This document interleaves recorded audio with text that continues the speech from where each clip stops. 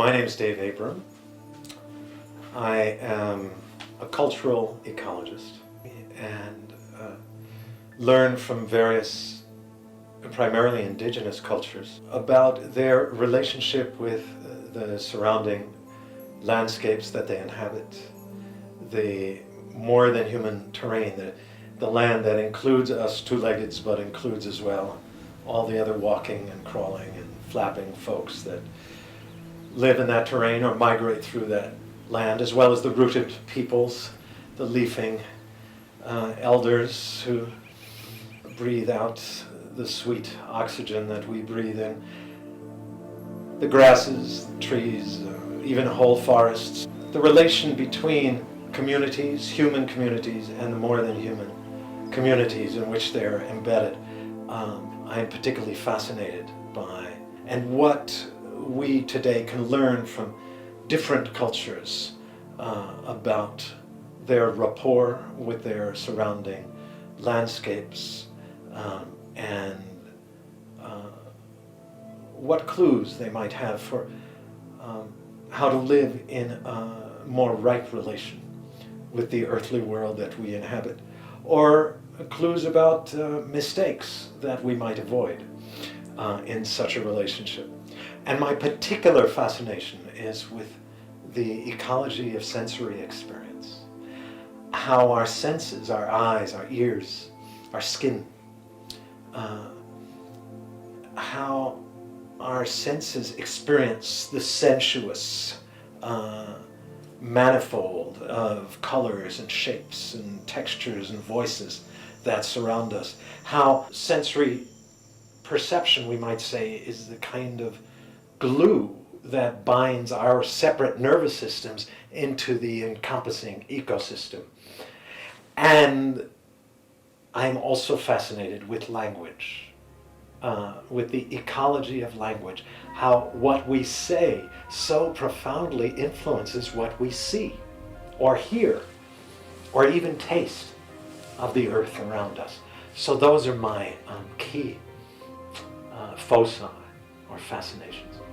I seem to be someone who puts a special primacy or primary value on the encounter with otherness, with another animal, with a plant, with a slab of granite. It's very other than me. How does this rock face experience the world? It must be so different from my experience of things. And I love to listen or to just hang out with that slab of granite long enough that something of it might soak into me. So I think primarily I suppose I'm a lover.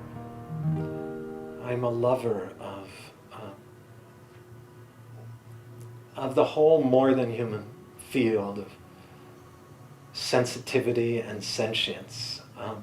And I love my own two-legged kind very much, but I am dazzled by other shapes of awareness as well. Those of the feathered folk or the leafing peoples, or even just a little gust of wind that's kicking up a little whirlwind of dust. Who is that? That momentary life that then dissipates. So I don't know how it is or who it is I'm going to meet each day, but I love the meeting. I suppose, like many at this confluence, I'm a bit suspicious of our conventional notion of time, which has so influenced our bodily feel of the world around us. We tend to think of time as a dimension that intersects space at right angles to it, that is really distinct from the space that surrounds us. And it's a sense of time as a line going from a past far off somewhere else, all heading steadily towards some future that exists in the opposite direction somewhere else. And I just don't believe that, because it doesn't fit my felt animal experience at all. I just don't think that any of the other animals live in linear time, don't have any sort of worries about a future that is not here. They're much more present. They're not richly concerned as we tend to be with holding on to things that have happened in the past. But we seem to be so caught up in our attempt to grip and hold on to past moments and memories, and worrying about what's coming in the future, and trying to get our plans together for some events that are not here at all, that we don't notice very much where we actually are. This exquisite terrain of shapes and eloquent voices of the birds around us, and the cricket chant that meets us on these summer mornings when we step out of doors, and the heat pouring over us in waves from the sun, and the sense of the soil wherever we live. This place, this land, seems to me to live, to be the very body of the present moment. And so I'm very concerned to find my way ever more deeply into the presence of the present, from which my own culture, this goofy civilization with its awkward and clumsy ways of speaking, sort of alienates us.